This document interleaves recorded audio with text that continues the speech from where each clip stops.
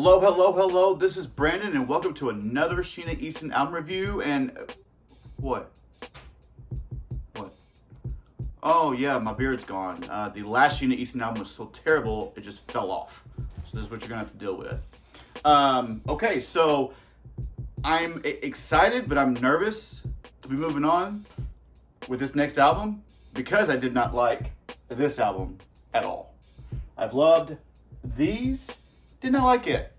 And from what I've read on the comments, I'm not the only one that felt that way. But that's okay. You know what? I have hope. I have hope that not only this album will be good, but the rest of them after that. So let's start the album review of Sheena Easton's No Sound But a Heart, released in 1987. The one fact I know is track 1, Eternity, was written by Prince. The last one he wrote for her, Sugar Walls, I actually liked a lot. But let's check this out. All right, let's cross our fingers. Let's go. Let's do it. I'm ready.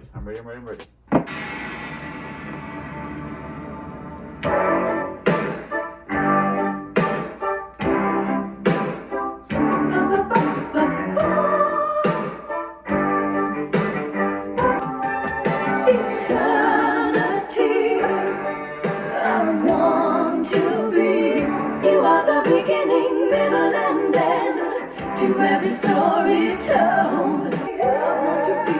I want to be. All right, track 1, Eternity. Well, it was weird. She has some weird vocals on that, and this was the first album she didn't start off with just an energetic, fun song. So I wasn't expecting it at all. I think it was good. I'm not sure though. I'm not sure. Let's just move on to track 2. Still Willing to Try. Let's see what this one sounds like, shall we?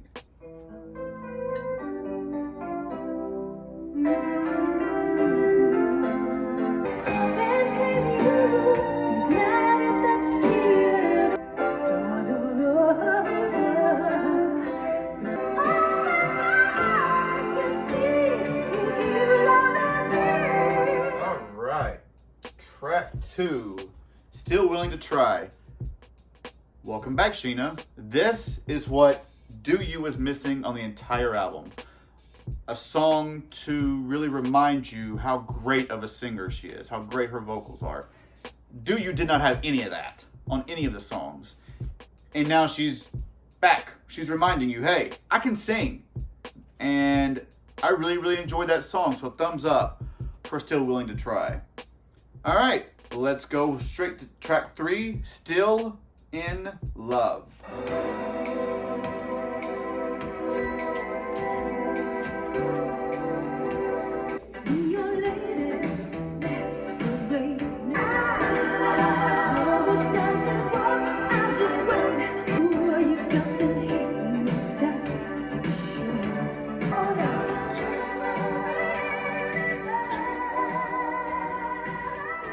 All right, track 3, Still in Love.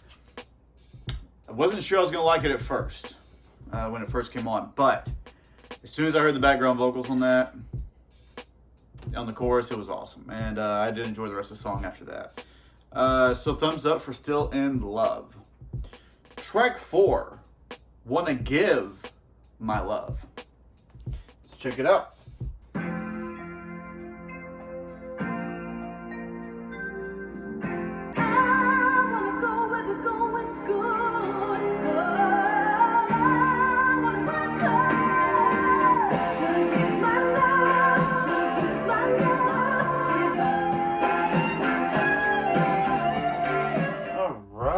All right.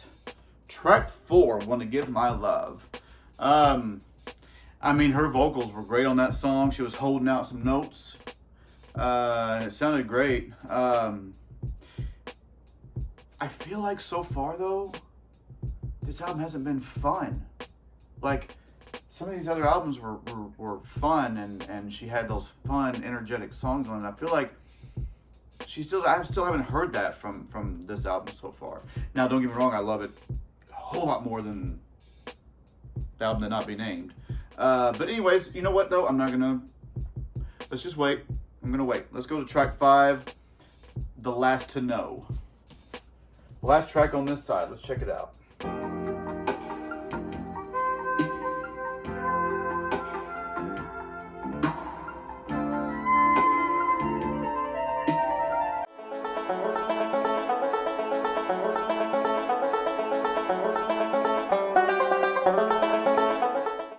All right, track 5, The Last to Know. So I really like that. Now, since I've adjusted my mind to know that this is a more laid-back album, especially compared to a private heaven. This is a more laid-back album. So now that I have adjusted to that, I'm starting to really enjoy these songs more. So I give a big thumbs up to Last to Know. I really did enjoy that song. And one thing I loved about side A of this album is her vocals are like on point. I mean, they are great on these songs. She's showing her range and her talent, and you know, again, stuff that was missing from the last album. So I am glad that we are being reminded of how good of a singer she is. So let's move on to side B, and the first track off side B, track 6, No Sound But a Heart. So it's the title track from the album. Let's check out what we got over here.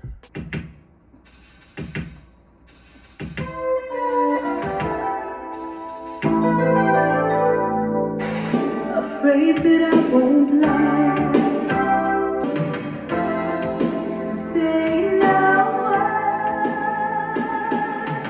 I hear no sound at all.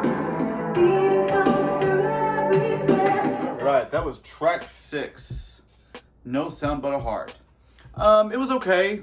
It's mellow, like the other songs have been so far. So, I have a feeling this album is going to be one of those that I have to listen to multiple times to really appreciate it.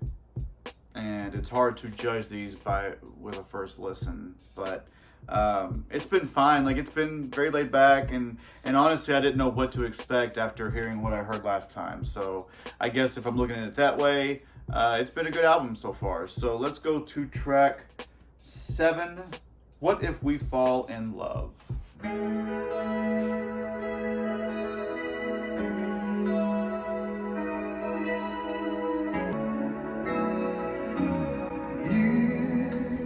Laid your feelings on the line.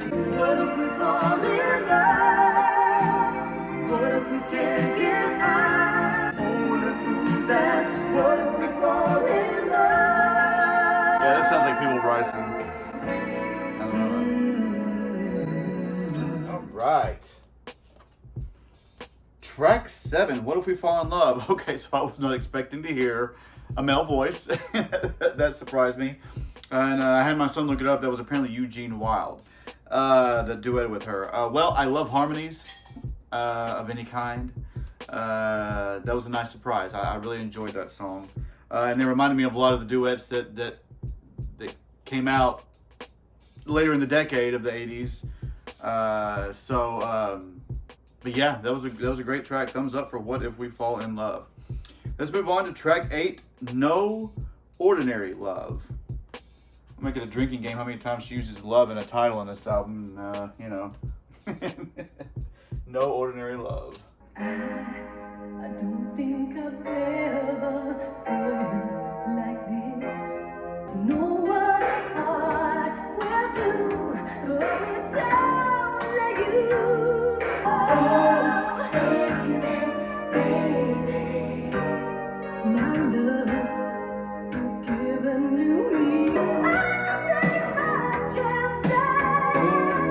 All right. Track 8, No Ordinary Love. Back-to-back great songs. I feel like Mariah Carey, like in the late 80s, early 90s, listened to this track to influence how she's going to do her first album in 1990, because that had Mariah Carey vibes all over it. So thumbs up for No Ordinary Love. All right, let's get to the last track already. Track 9, Floating Hearts. Let's see how she ends this album, and then I'll give you my thoughts on the entire album. Here we go.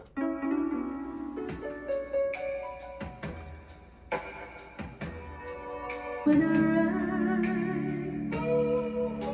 ride alone, be under the stars.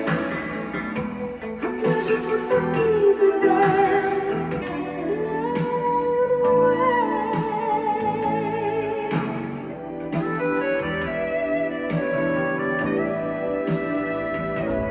All right, that was track 9, the last track, Floating Hearts.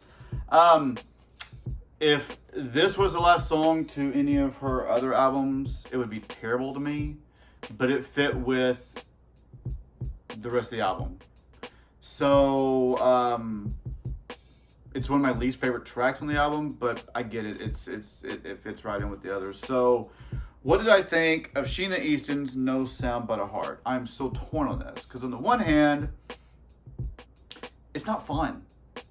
It's just not a fun album. It's very mellow, laid back album. I feel like that, I guess she's trying to be like mature and grown up with this album, and which is fine. Unlike the last album, I didn't hate any of these songs. There wasn't any fun songs, but I didn't hate any of them. Matter of fact, there were a couple of them I really liked. So I'm trying to figure out what to rate this album. Because it wasn't a bad album, but I almost feel like after the experience I had with the last one, I needed a fun album. I needed a back to basics album. And I didn't get that with this one, but I still liked it. So I'm going to go 6.5 out of 10 for No Sound But a Heart, because it's not bad. And 2 of these songs I really liked it. It's right up there with the second one, because I give the second album a 7 out of 10. So it's right there with that one, except the only difference is the second album had some fun tracks on it. So that's why I rated higher than this one. So I feel better after listening to this one than I did after listening to the other one, now that I am used to what she's going for now. So moving ahead, I'll be able to see that and I'll be able to expect it. Or knowing her, she will completely change it up again for the next album. So who knows? I will say I'm looking forward to the next album, because I've read great things about it, and I know who produces that album, and I'm a big fan of the producer of that album. So I am looking forward to it. But as it stands, this one, 6.5 out of 10. Didn't hate it, didn't love it. So as always, thank you for coming to check out this review. I want to give a shout out to my number 1 fan, my wife, Sarah. I love you. Thanks for always being there and being a fan.